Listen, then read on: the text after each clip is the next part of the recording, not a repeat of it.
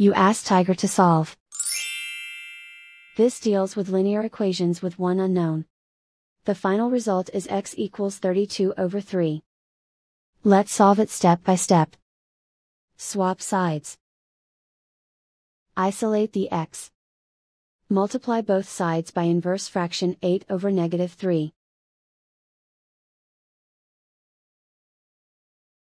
Move the negative sign from the denominator to the numerator. Group like terms. Multiply the coefficients. Simplify the arithmetic.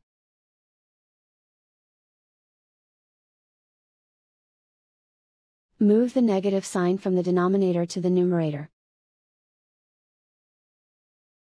Multiply the fractions. Simplify the arithmetic. And so the final result is x equals 32/3.